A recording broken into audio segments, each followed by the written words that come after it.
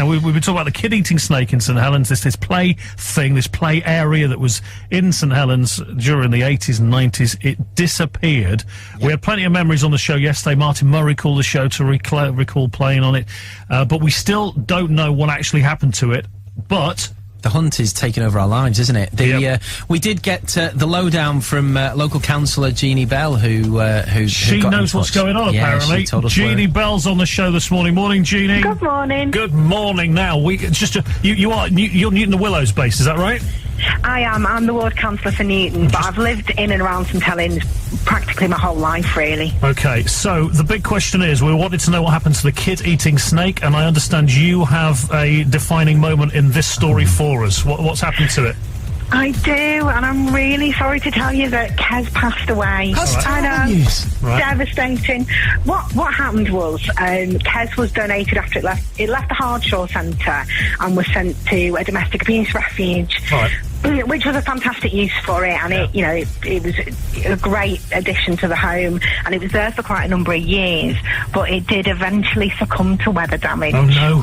Shed too many skins. Don't we all? It's a familiar story. Indeed. Okay, so it's rotted up. Presumably it's been burned then. Presumably it ended up as bonfire wood or something like that, did it? Presumably. I actually don't know what happened to it in the end, but I know that it did end up weather damaged, which was a shame because it was such an iconic part of the Hardshaw Centre. I loved playing on it growing up. Well, that was going to be my next. That was going to be my next question, then, Jeanie. So you were. I mean, we had Martin Murray on yesterday, telling us how he might have pushed you off it. I don't know. I mean, he said he was obviously quite. He loved conquering it. So your memory of playing inside it and playing on it, Jeanie? Oh, it was equal measures of fear and excitement, I think, because it was quite dark in some of the sections. So you'd be crawling through, and I remember an intense feeling of kind of dark claustrophobia and kids being behind you and kids being in front of you, but it was really exciting.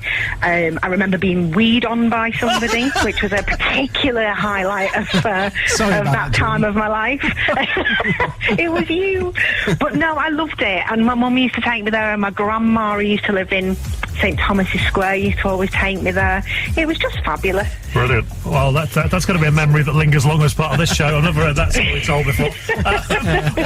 Well, it's sad to hear its demise, but I wonder if there's some possibility for raise it. It's not a phoenix from the flames; it'd be a snake from the cesspit, wherever. Snake from the cesspit. We need to maybe get onto this because there's a lot of people showing a lot of it. I mean, I'd never heard of it, but now suddenly everybody's coming out of the snake woodwork.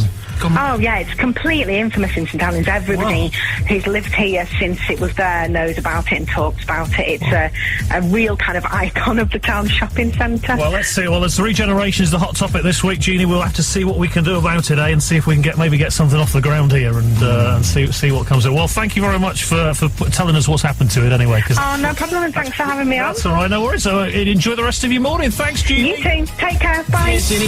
Wish FM.